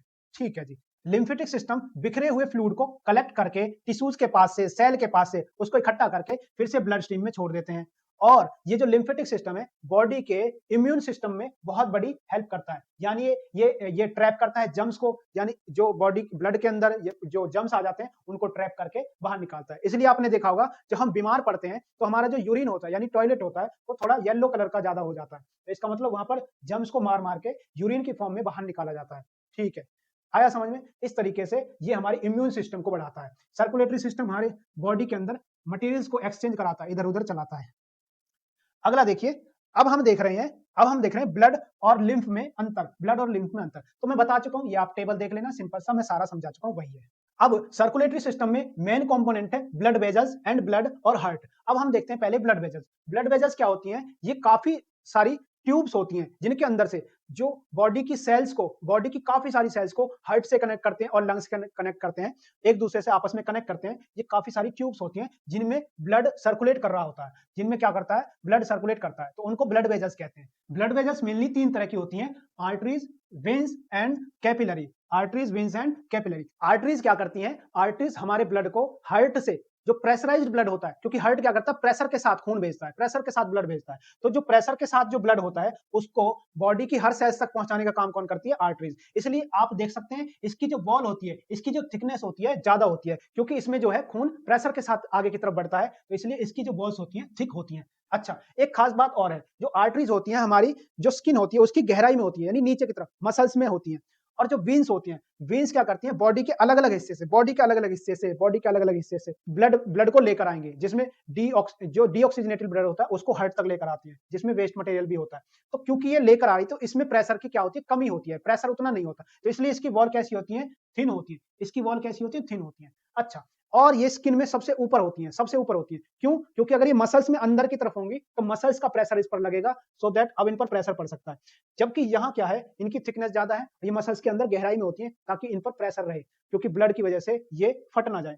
अच्छा, इनमें क्या होता है, वेन्स में क्या होता है, काफी सारे वॉल्व होते हैं। वेन्स में क्या होता है, वॉल्व। तो जब ब्लड को अलग अलग हिस्सों से लेकर के हार्ट तक पहुंचाया जाता है, तो इसमें होती है प्रेशर की कमी, इसमें प्रेशर कम होता है, तो खून वापस नीचे की तरफ ना चला जाए, तो इसलिए वेन्स में क्या होते हैं, वाल्व होते हैं, बैक फ्लो रोकते हैं। तो ये वाल्व की कुछ ऐसी स्ट्रक्चर होती है। अब ऐसे समझो कि ये वाल्व ऐसे है, अब खून ऊपर जाएगा तो वाल्व इस तरीके से बंद हो जाता है, और जब खून नीचे से ऊपर जाता है तो वाल्व इस तरीके से खुल जाता है। समझ पा रहे हैं, वाल्व ऐसे खुल जाता है, और बैक फ्लो को रोकने के लिए वाल्व ऐसे बंद हो गया। ठीक, अच्छा, तो वेन्स में ये काम होता है, इसकी थिकनेस कम होती है, तो ये सारे अंतर आप यहाँ से देख लेंगे। ऑक्सीजन रिच ब्लड इनमें चलता है। अच्छा, इनकी थिकनेस ज्यादा होती है, ये गहराई में ज्यादा होती है, बॉडी की, है ना, ज्यादा अंदर की तरफ होती है। इनमें कोई वाल्व नहीं होते, जबकि इनमें वाल्व होते हैं, इनकी थिकनेस कम होती है। अब हम देख रहे हैं कैपिलरीज। कैपिलरीज क्या है, ये बहुत पतली पतली ब्लड वेजल्स हैं। ये इतनी पतली हैं कि इनकी जो थिकनेस है, एक सेल की जो थिकनेस होती है उतनी पतली ये होती है। ये कनेक्ट करती हैं आर्टरीज को और वेन्स को। देखिए आप, आर्टरीज को और वेन्स को आपस में कनेक्ट करती हैं, तो कनेक्ट करती हैं आर्टरीज वेन्स को। इनकी थिकनेस एक सेल की थिकनेस की जितनी होती है। ये गैसेस, न्यूट्रिएंट्स और अदर चीजों का एक्सचेंज कराते हैं आपस में। ब्लड फ्लो को, इसके अंदर जो ब्लड फ्लो होता है, क्योंकि ये बिल्कुल, जो आर्टरीज और वेन्स होते हैं इनके बिल्कुल लास्ट लास्ट सिरे मान लीजिए इनको, इनके अंदर ब्लड के जो प्रेशर होता है बिल्कुल कम होता है। और यहाँ पर क्या होता है, डिफ्यूजन भी होता है, यानी एक आर्टरी से वेंस की तरफ, वेंस से आर्टरीज की तरफ जो एक्सचेंज होता है वो डिफ्यूजन की प्रोसेस यहाँ पर चलती रहती है। अब हम देख रहे हैं ब्लड। तो ब्लड क्या है, ब्लड एक तरह का कनेक्टिव फ्लूइड है। ब्लड क्या है, एक तरह का फ्लूइड है जो कनेक्टिव टिश्यूज की तरह काम करता है। कनेक्टिव टिश्यूज मतलब शरीर के अलग अलग हिस्सों को आपस में जोड़ने का काम करता है, क्योंकि इसके जरिए ही कहीं से पचा हुआ खाना, मान लो डाइजेशन यहाँ पर हुआ था एब्डोमेन कैविटी में, तो एब्डोमेन कैविटी में जो डाइजेशन हुआ था वहां से न्यूट्रिएंट्स को ब्लड के थ्रू बॉडी के हर पार्ट से कनेक्ट कर दिया कि नहीं। न्यूट्रिएंट्स अगर बॉडी के हर पार्ट तक पहुंच गए तो इसका मतलब इसने कनेक्ट कर दिया डाइजेशन सिस्टम को बॉडी के हर पार्ट से। तो ये कनेक्टिव टिश्यूज है जो कि ट्रांसपोर्ट करता है oxygen, nutrients, hormones, waste material, बाकी सब चीजों को ये करता रहता है इधर से उधर। अच्छा, अब ब्लड के मेन पार्ट की बात करूं तो इसमें होता है प्लाज्मा, जो कि 55% के आसपास होता है। सबसे ज्यादा परसेंटेज इसकी ब्लड में प्लाज्मा की होती है। ये कैसा होता है, ट्रांसपेरेंट सा होता है या फिर इसका कह लीजिए येलोइश कलर होता है। तो इसमें वाटर कंटेंट ज्यादा होता है, कुछ प्रोटीन, साल्ट्स और हार्मोन्स इसमें होते हैं, न्यूट्रिएंट्स घूमते रहते हैं और वेस्ट मटेरियल इसमें होते हैं। इसके अलावा दूसरी जो चीज है वो है रेड ब्लड सेल्स। इनको हम एरिथ्रोसाइट भी कहते हैं, एरिथ्रोसाइट भी कहते हैं। रेड ब्लड सेल्स यानी एरिथ्रोसाइट्स भी इनको कहते हैं। इनकी जो शेप होती है वो बाइकनकेव होती है। बाइकनकेव का मतलब होता है कि ये बीच में से पिचकी हुई होती है, बीच में से, है ना, बीच में से पिचकी होती है, जैसे डोनट जैसे होता है। डोनट तो आर पार होता है, बट ये अंदर से पिचकी हुई होती है बीच में से। तो ये बाइकनकेव डिस्क शेप होती है इनकी। हीमोग्लोबिन इनके अंदर होता है, जिस हीमोग्लोबिन की हेल्प से ऑक्सीजन को कलेक्ट करके बॉडी के हर पार्ट तक पहुंचाती है। ये ऑक्सीजन को लंग्स से लेकर बॉडी के अलग अलग हिस्सों तक जाते हैं और कार्बन डाइऑक्साइड को बॉडी के अलग अलग हिस्सों से लंग्स तक लेकर आते हैं। Most numerous blood cells give blood it red colour. इसके अंदर क्योंकि ये बहुत ज्यादा मात्रा में होती हैं, अगर मैं और सेल्स की बात करूं तो ब्लड में रेड ब्लड सेल्स ज्यादा मात्रा में होती हैं। ब्लड में रेड ब्लड सेल्स कैसी होती है, ज्यादा मात्रा में होती है, जिसकी वजह से ब्लड का ओवरऑल कलर कैसा आता है, रेड आता है। वहीं व्हाइट ब्लड सेल्स की बात करूं तो हम इनको ल्यूकोसाइट भी कहते हैं। इनका साइज बड़ा होता है, ये साइज में बड़ी होती है और इनकी शेप अच्छा, ये साइज में बड़ी होती हैं और नंबरिंग में यानी अमाउंट में बहुत कम होती हैं। ये बॉडी को प्रोटेक्ट करती हैं, अलग अलग तरह के जो जम्स बॉडी पर अटैक करते हैं उनसे लड़ने का काम व्हाइट ब्लड सेल्स करती हैं। इसकी जो मेन इंपोर्टेंस है हमारी बॉडी के लिए वो यही है कि हमारी इम्यूनिटी को और हमारे डिफेंस सिस्टम को स्ट्रांग बनाती है। वहीं अगर चौथे पार्ट की बात करें तो ये है प्लेटलेट्स। प्लेटलेट्स की अगर आप शेप देखें तो इसकी कोई खास शेप होती नहीं है। क्यों नहीं होती, क्योंकि ये इनको हम थ्रोम्बोसाइट भी कहते हैं। ये जो प्लेटलेट्स होते हैं ये क्लॉटिंग में काम करते हैं। जैसे अगर कहीं से कट लग जाए तो ये इनकी खास शेप ना होने की वजह से ये आपस में चिपकना शुरू कर देते हैं और आपस में जकड़ना शुरू कर देते हैं। तो जिससे और इनकी जो साइज होता है, इनका साइज बहुत ज्यादा छोटा होता है, क्योंकि जब ये आपस में चिपक के जाली बनाएंगे तो इनके अंदर से रेड ब्लड सेल्स इनमें आके फंस जाएंगे और ब्लड की क्लॉटिंग हो जाएगी और ब्लड जो है बॉडी से बाहर निकलना बंद हो जाएगा जब हमारे कोई कट लगता है, जब हमें कोई कट वगैरह लगता है। तो इनका स्मॉल साइज होता है। ये बिल्कुल ऐसे है, अगर बड़े साइज के बच्चे अपने हाथ पकड़े इस तरीके से, एक दूसरे का हाथ पकड़े, तो इस जो ये बीच में गैप बना है, इसमें से छोटे बच्चे निकल कर जा सकते हैं, वहीं छोटे बच्चे इस तरीके से हाथ पकड़े तो बड़े बच्चे उनके गैप में से नहीं निकल सकते। तो ये छोटी सेल्स हैं, ये आपस में अपना अपना हाथ पकड़ के जब एक जाल बनाती हैं तो उसमें रेड ब्लड सेल्स फंस जाती हैं, तो पूरी तरीके से चौक हो जाता है, रास्ता पूरी तरीके से बंद हो जाता है, तो अब ब्लड बाहर नहीं आ पाता। तो कट लगने पर ऐसा ही होता है। इसके बाद अब हम देख रहे हैं एट्रियम और वेंट्रिकल। जो हमारा हार्ट होता है इसके अंदर होते हैं 4 चेंबर, ऊपर वाले 2 चेंबर और नीचे वाले 2 चेंबर। ऊपर वाले जो 2 चेंबर हैं इनको हम बोलते हैं एट्रियम, इस वाले को लेफ्ट एट्रियम, इस वाले को राइट एट्रियम, इस वाले को लेफ्ट वेंट्रिकल, इस वाले को राइट वेंट्रिकल। जो एट्रियम होते हैं, एट्रियम के अंदर होता क्या है, एट्रियम के अंदर ब्लड आता है। आप ध्यान से देखिए, यहां पर ब्लड आएगा, यहां पर ब्लड आएगा, ऐसे यहां से ब्लड आएगा, तो एट्रियम्स के अंदर ब्लड आता है तो इनके अंदर प्रेशर होता है कम। एट्रियम से ब्लड आता है, फिर वेंट्रिकल्स में एंटर करता है, एट्रियम से वेंट्रिकल में आएगा तो वेंट्रिकल के अंदर होता है प्रेशर। वेंट्रिकल क्या करते हैं, प्रेशर लगाते हैं ब्लड पर, और प्रेशर लगने के बाद ये ब्लड इस तरीके से होता हुआ यहां से बाहर निकल जाएगा, तो होता यह है कि जो एट्रियम होते हैं वहां पर ब्लड बॉडी के अलग अलग पार्ट से चलकर आता है। अब एट्रियम से ब्लड जाएगा वेंट्रिकल में। वेंट्रिकल की जो मस्कुलर वॉल्स हैं ये काफी मोटी वॉल्स हैं, अगर आप ध्यान से देखें तो ये मोटी वॉल्स होती है, तो ये प्रेशर लगाती है ब्लड पर, तो ब्लड प्रेशर के साथ हार्ट से जब बाहर निकलेगा तो बॉडी के अलग अलग पार्ट में चला गया, जैसे यहाँ से चला गया बॉडी के ऊपर वाले पार्ट में, और ये जो रेड वाली है यहाँ से चला गया नीचे की तरफ बॉडी के अलग अलग पार्ट में। ठीक वैसे ही जब बॉडी के अलग अलग हिस्से से खून यहाँ आएगा और राइट एट्रियम में आएगा, राइट एट्रियम से फिर ब्लड आएगा आपका राइट वेंट्रिकल के अंदर, राइट वेंट्रिकल फिर इस पर प्रेशर लगाएगा, प्रेशर लगने के साथ ये ब्लड फिर निकल जाएगा लंग्स की तरफ, ये ब्लड कहाँ चला जाएगा, लंग्स की तरफ। अच्छा, अब हम इनमें मेन डिफरेंस देखते हैं। ये सारी बातें मैंने आपको बता दी। देखिए, अपर चैम्बर होते हैं, एट्रियम क्या होते हैं, अपर चैम्बर होते हैं हार्ट के, वहीं वेंट्रिकल क्या होते हैं, लोअर चैम्बर होते हैं हार्ट के।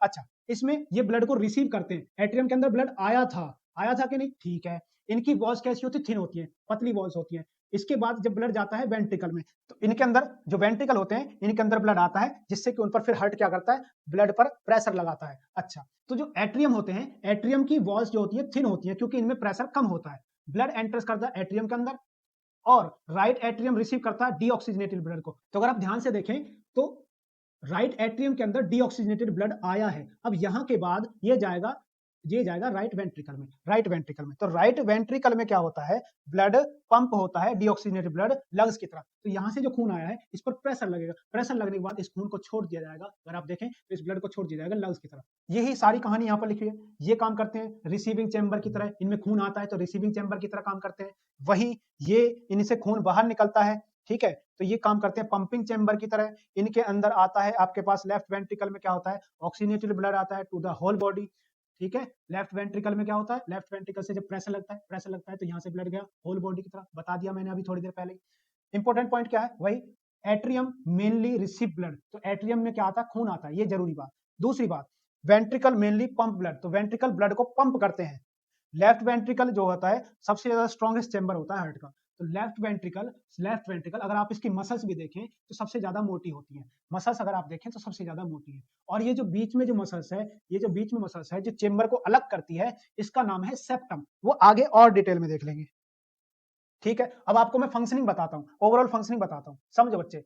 देखिए, जो हमारे लंग्स होते हैं, लंग्स से आया ऑक्सीजनेटेड ब्लड, ऑक्सीजनेटेड ब्लड गया हमारे अपर चैम्बर में, यानी लेफ्ट एट्रियम में। अपर चैम्बर को क्या बोलते हैं, लेफ्ट एट्रियम, ये लेफ्ट वेंट्रिकल। तो बच्चे ऑक्सीजनेटेड ब्लड, देखिए यहां से पल्मोनरी वेन्स ऑक्सीजनेटेड ब्लड लेकर आएंगी लंग्स से, और इस ब्लड को छोड़ देंगे यहाँ पर लेफ्ट एट्रियम के अंदर। लेफ्ट एट्रियम से ये ब्लड जाएगा फिर लेफ्ट वेंट्रिकल में, लेफ्ट वेंट्रिकल में आ गया। यहाँ देखिए वॉल्व है, तो जब ये प्रेशर लगाएगा तो खून वापस नहीं जाएगा, ब्लड वापस नहीं जाएगा। अच्छा, ये अपोजिट डायरेक्शन में, तो ब्लड कहां जाएगा, फिर ब्लड जाएगा इस डायरेक्शन में। यहां से ऑर्टा, ये ऑर्टा है, ये कि बॉडी के अपर हिस्से में क्या देती है, ब्लड के फ्लो को दे देती है, और बाकी नीचे की तरफ से भी यहाँ से एक ब्लड वेजल निकलती है जैसे, ठीक है। तो लंग से आया ऑक्सीजनेटेड ब्लड, आ गया लेफ्ट एट्रियम में। लेफ्ट एट्रियम से कहां पर आया, देखिए लेफ्ट एट्रियम से कहां पर आया, लेफ्ट वेंट्रिकल में। लेफ्ट एट्रियम से लेफ्ट वेंट्रिकल, तो लेफ्ट एट्रियम से लेफ्ट वेंट्रिकल में। अच्छा, यहां से प्रेशर लगा, तो ये ब्लड यहां से होता हुआ, देखिए यहां से होता हुआ, फिर यहां से होता हुआ ये ब्लड चला गया बॉडी के अलग अलग पार्ट तक। तो बॉडी के अलग अलग पार्ट तक, तो मेन आर्टरी जिसको ऑर्टा कहते हैं, ऑक्सीजनेटेड ब्लड को बॉडी के ऑर्गन्स तक लेकर चली गई। अब बॉडी के ऑर्गन्स तक जब ये ब्लड जाएगा तो वहां से इसमें से ऑक्सीजन निकाल ली जाएगी, ऑक्सीजन निकालने के बाद इसमें क्या छोड़ दी जाएगी, कार्बन डाइऑक्साइड। तो अब ये बॉडी के ऑर्गन से जब ब्लड आएगा तो ये डीऑक्सीजनेटेड ब्लड बन गया। अब जो डीऑक्सीजनेटेड ब्लड है, देखिए ये एक वेजल है, ये एक ब्लड वेजल है, वीन्स, ठीक है, जिसको हम क्या कह रहे हैं, इसको हम कह रहे हैं वेना कावा। अच्छा, vena cava from lower body, तो नीचे से जो डीऑक्सीजनेटेड ब्लड, बॉडी के निचले हिस्से से जो डीऑक्सीजनेटेड ब्लड जाएगा वो वेना कावा से जाएगा फ्रॉम लोअर बॉडी। अच्छा, ऊपर वाले हिस्से से जो ब्लड आएगा वो यहां से आएगा, डीऑक्सीजनेटेड ब्लड यहां से आएगा। अच्छा, ये वाला यहां से इस वाले चेंबर में ब्लड आ जाएगा, यहां आ गया। अब यहां से ये जो ब्लड, ये किस में आया है, राइट एट्रियम में। राइट एट्रियम के बाद ये ब्लड आएगा राइट वेंट्रिकल में। राइट वेंट्रिकल के बाद इस पर लगेगा प्रेशर, इस पर प्रेशर लगते ये ब्लड गया इधर गया। समझ गए बच्चे, यहां से राइट वेंट्रिकल से जब प्रेशर लगेगा तो ब्लड किसकी तरफ भेज दिया, ध्यान से देखिए, ये ब्लड गया पल्मोनरी आर्टरीज में, यानी ये लेकर गया है डीऑक्सीजनेटेड ब्लड लंग्स की तरफ। देख लीजिए, वही है, वेना कावा से ब्लड गया राइट एट्रियम में, राइट एट्रियम से कहां पर आया, राइट वेंट्रिकल में। राइट वेंट्रिकल से जब प्रेशर लगा ये ब्लड कहां चला गया, लंग्स की तरफ। तो इस तरीके से यहाँ पर अगर आप देखें तो 2 सर्कुलेशन चल रहे हैं। प्रॉपर किस तरीके से वर्किंग को आप स्टेप बाय स्टेप पेपर में लिख कर आ सकते हैं, ये आप वीडियो पॉज करके इसको देख लेना, बाकी डिस्क्रिप्शन में पीडीएफ तो मिल ही जाएगी। अगला देखिए, क्यों हमारे हार्ट में 4 चेंबर होते हैं। हमारे हार्ट में 4 चेंबर क्यों होते हैं, क्योंकि हमारे हार्ट में जो हमारी जो बॉडी होती है, हम वार्म ब्लड एनिमल्स हैं। हमारे जो शरीर है कौन सा होता है, वार्म ब्लड एनिमल। तो हमारे 4 चेंबर होने से होता यह है कि जो ऑक्सीजनेटेड ब्लड है और जो डीऑक्सीजनेटेड ब्लड है वह कंप्लीटली सेपरेट रहे, आपस में मिक्स ना हो। अच्छा, सेपरेट होने का मतलब क्या है, अगर वो सेपरेट रहेगा तो एक सर्कुलेशन में पूरी तरीके से ऑक्सीजनेटेड ब्लड घूमेगा और दूसरे सर्कुलेशन में पूरी तरीके से डीऑक्सीजनेटेड ब्लड घूमेगा। अब ऑक्सीजनेटेड ब्लड का मतलब है कि बॉडी की हर सेल तक प्योर सिर्फ और सिर्फ ऑक्सीजन जाएगी, बॉडी की सेल तक क्या जाएगी, सिर्फ ऑक्सीजन जाएगी। तो this separation allows the heart to maintain a double circulation system. जहां पर होता क्या है कि ऑक्सीजन रिच जो ब्लड है वह बॉडी की हर पार्ट तक हाई प्रेशर के साथ पंप कर दिया जाता है, जिससे कि हर सेल तक प्रॉपर सप्लाई मिलती है ऑक्सीजन की और हम प्रॉपर उस ऑक्सीजन का यूज करके एनर्जी बना पाते हैं। तो इससे होता यह है कि हमारी बॉडी की हर सेल एनर्जी बना पाती है, और इसी वजह से आपने देखा होगा कि हम सर्दियों में हमारी बॉडी ठिठुरने लगती है। तो उसका रीजन वही है कि हमारी बॉडी को चाहिए अपने टेम्परेचर को मेंटेन करना। अब मेंटेन करने के लिए हमारी मसल्स काम करना शुरू कर देती हैं। मसल्स जब काम करेंगी तो उनको चाहिए भर भर के ऑक्सीजन, प्योर सप्लाई चाहिए ऑक्सीजन की। तो इसीलिए हमारी बॉडी में 4 चैम्बर होते हैं हार्ट में, सो दैट की डबल सर्कुलेशन चले, ऑक्सीजनेटेड ब्लड का अलग सर्कुलेशन चले और डीऑक्सीजनेटेड ब्लड का अलग सर्कुलेशन चले। अच्छा बच्चे, आगे देखिए, अब हम देखेंगे कि ह्यूमंस में तो देखिए डबल सर्कुलेशन, 4 चैम्बर है, डबल सर्कुलेशन होता है क्योंकि हम वार्म ब्लडेड एनिमल्स हैं, हम वार्म ब्लड एनिमल्स हैं। वहीं अगर मैं कुछ एम्फीबियंस की बात करूं, कुछ रेप्टाइल्स की बात करूं, कुछ फिशेस की बात करूं, तो उनके हार्ट में अलग अलग चेंबर होते हैं। जैसे एम्फीबियंस में कितने चेंबर होते हैं हार्ट में? 3 चेंबर होते हैं, 3 चेंबर होते हैं, और रेप्टाइल्स में भी 3 चेंबर होते हैं। वहीं फिशेस के हार्ट में सिर्फ 2 चेंबर होते हैं क्योंकि इनकी लाइफ स्लो है। इनकी लाइफ कैसी है? स्लो है।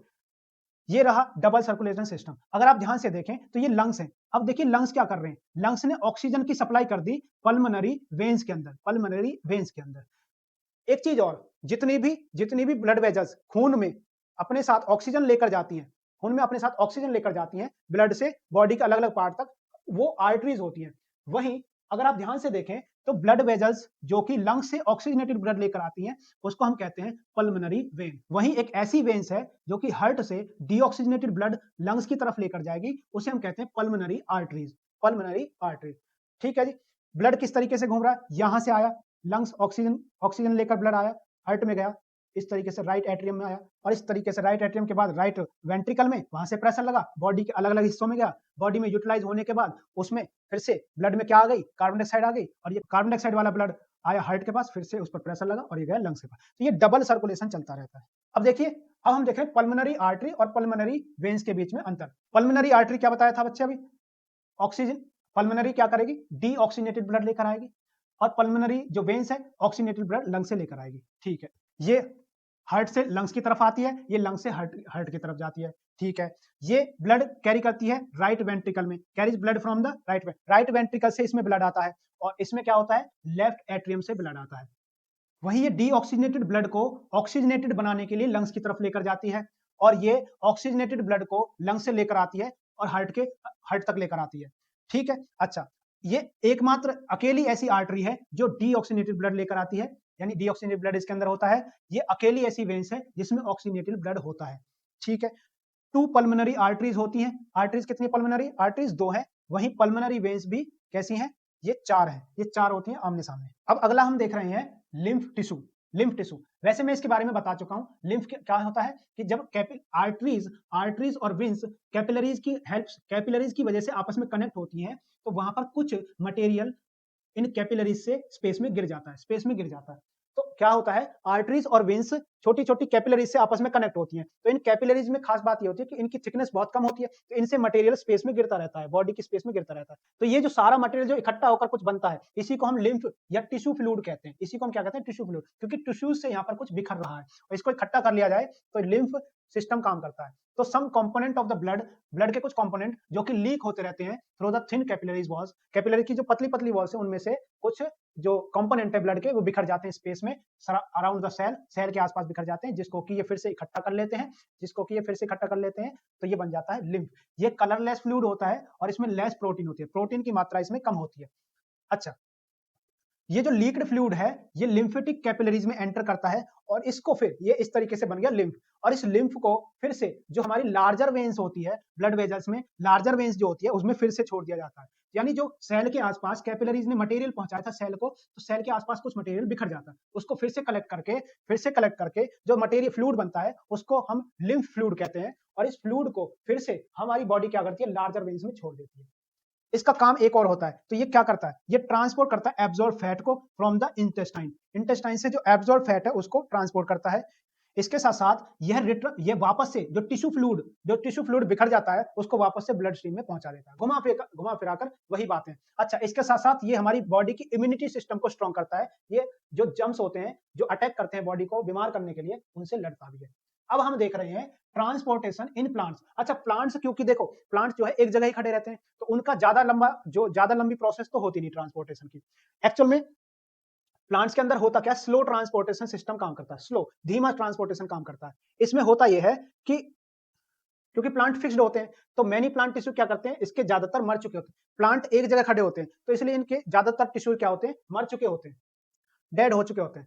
तो प्लांट में ट्रांसपोर्ट के लिए या तो ये होगा कि भी दो तरीके से चीजें काम करती हैं, रूट से, है ना, रूट की हेल्प से सॉइल के अंदर से वाटर एंड मिनरल्स को एब्जॉर्ब करके प्लांट के अलग अलग हिस्से तक पहुंचाया जाएगा ऊपर की तरफ, और जो फोटोसिंथेसिस की प्रोसेस से लीव्स में खाना बना है उसको प्लांट के हर हिस्से तक पहुंचाया जाएगा। तो दो तरीके से चीजें काम करती है। तो यहाँ पर दो दो ट्रांसपोर्ट काम करते हैं। पहला है देखिए, पहला है transport of water in plants xylem. Xylem ऐसे टिश्यूज होते हैं जो कि रूट्स ने जो पानी एब्जॉर्ब किया है, जो पानी मिट्टी से, जमीन से एब्जॉर्ब किया है, उसको ये ऊपर की तरफ यानी प्लांट के लीव्स की तरफ ये ऊपर की तरफ पहुंचाते हैं। तो जाइलम टिश्यूज में ये डायरेक्शन जो होती है फ्लूइड की या पानी के बहने की, वह ऊपर की तरफ होती है, एक ही डायरेक्शन होती है, ठीक है। और जाइलम टिश्यूज के ज्यादातर सेल्स कैसी होती हैं, डेड होती हैं, ठीक है। ये यूनिडायरेक्शनल इसमें फ्लो होता है, समझ लीजिए वही। अच्छा, जब प्लांट एयर को बाहर छोड़ते हैं लीव्स की हेल्प से, जब प्लांट लीव्स की हेल्प से एयर को बाहर छोड़ते हैं, जैसे हम सांस बाहर छोड़ते हैं तो हमारी सांस में क्या निकलता है, वाटर मॉलिक्यूल भी निकलते हैं। ठीक वैसे ही प्लांट भी जब सांस बाहर छोड़ते हैं तो उसमें वाटर मॉलिक्यूल बाहर निकलते हैं। जब यहाँ पर जब पत्ते में पानी बाहर निकल जाएगा तो पत्ते के अंदर पानी की कंसंट्रेशन क्या होगी, कम होगी। तो अब पानी ऊपर की तरफ खींचेगा, उस कंसंट्रेशन को पूरा करने के लिए पानी ऊपर की तरफ खींचेगा। इसके साथ साथ जड़ें जो होती हैं मिट्टी में से कुछ आयंस खींच लेती है। ये जो आयंस होते हैं, ये आयंस अपने साथ पानी के मॉलिक्यूल को खींच कर लाते हैं। तो एक होता है रूट प्रेशर, एक होता है ट्रांसपिरेशन। तो यहाँ पर दो चीजें काम कर रही है। एक होता है रूट प्रेशर।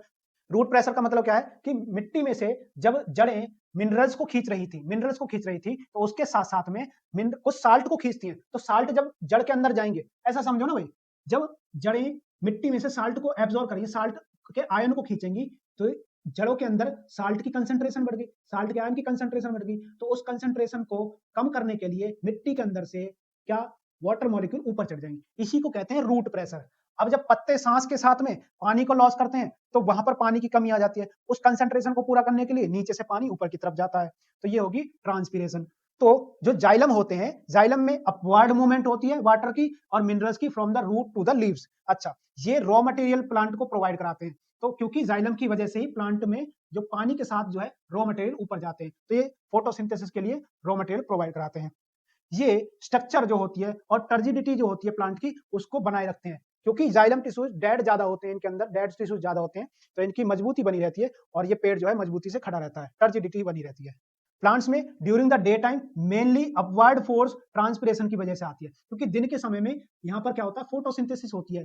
तो प्लांट, और साथ में क्या होता है, जो टेम्परेचर की वजह से पानी के मॉलिक्यूल बाहर निकलते रहते हैं, तो यहाँ पानी की कमी हो जाती है। पानी की कमी होती है तो जमीन से नीचे से ऊपर की तरफ पानी के मॉलिक्यूल चढ़ते रहते हैं, ठीक है। तो मेनली दिन के समय में क्या होता है, ये जो जाइलम की वजह से जो ट्रांसपोर्टेशन ऊपर की तरफ होता है, वह मेनली किस वजह से होता है, ट्रांसपिरेशन की प्रोसेस की वजह से।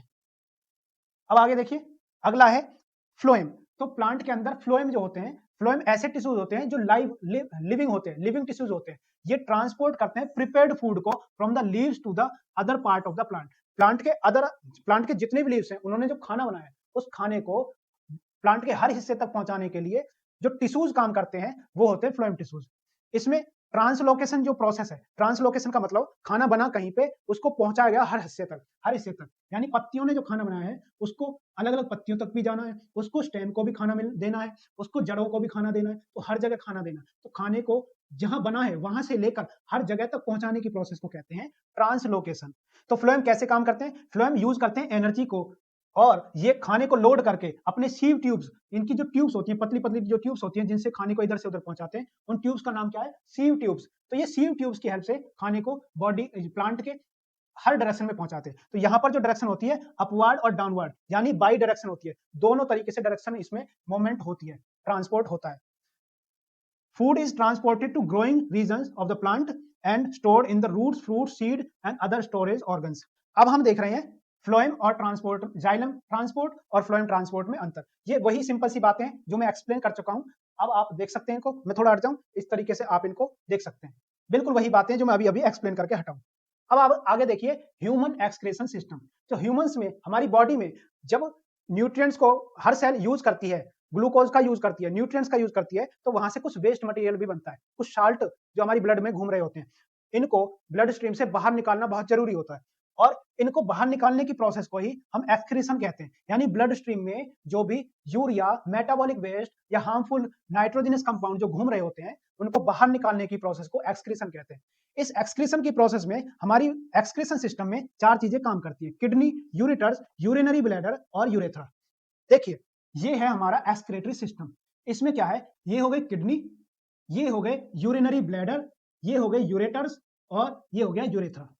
ठीक, अच्छा, किडनीज क्या करती हैं? किडनीज ब्लड स्ट्रीम के अंदर से वेस्ट मटेरियल को बाहर निकालती हैं। वेस्ट मटेरियल को बाहर निकालने के बाद उनको इन यूरेटर्स यानी एक ट्यूब होती है, नलियां होती हैं, जिनके थ्रू ये जो यूरिया या यूरिन यानी पेशाब जो बना है, इसको यूरेथ्रा, यूरिनरी ब्लैडर में, ब्लैडर का मतलब होता है थैला, तो जिसमें पेशाब या टॉयलेट भरा होता है उसको हम कहते हैं यूरिनरी ब्लैडर। अब इस यूरिन को बाहर निकालने के लिए जो नली होती है, जो ट्यूब होती है जिससे कि यूरिन हमारी बॉडी से बाहर आता है, उसको हम कहते हैं यूरेथ्रा। अच्छा, अब किडनी के अंदर ऐसा क्या होता है? ठीक है जी, तो किडनी क्या है? दो बीन शेप्ड की ऑर्गन है जो कि हमारी हमारी बैकबोन के दोनों तरफ लगी होती है। देखिए, बैकबोन के दोनों तरफ लगी होती है। अच्छा, ये मेन ऑर्गन है जो ब्लड को फिल्टर करने का काम करती है और ब्लड से वेस्ट मटेरियल को बाहर निकालती है।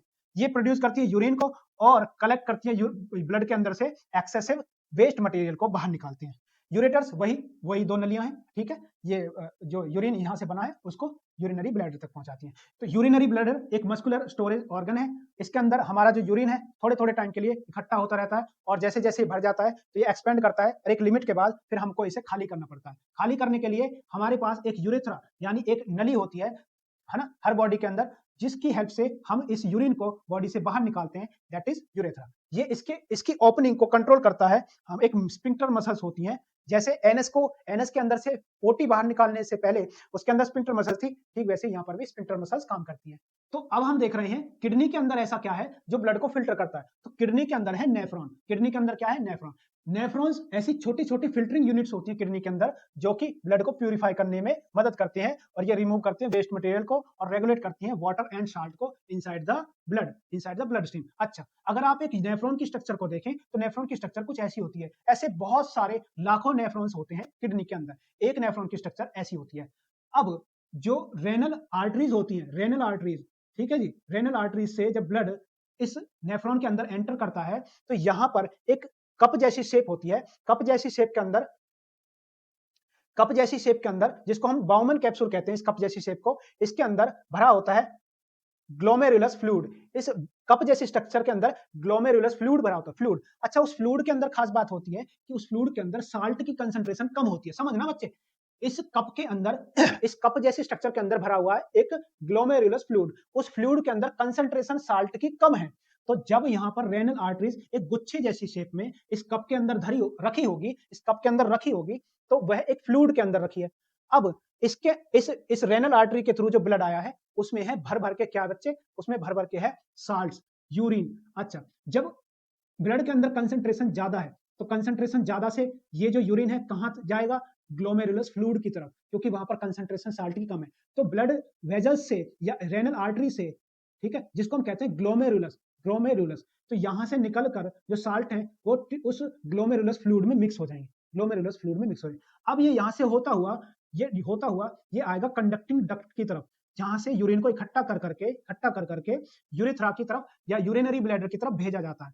अब जब ब्लड वेजल्स इसमें से साल्ट को निकल जाता है तो साल्ट के साथ साथ में जो साल्ट होते हैं या यूरिन के साथ साथ में ब्लड में से काफी जरूरी चीजें या पानी, वाटर कंटेंट ज्यादा निकल जाता है।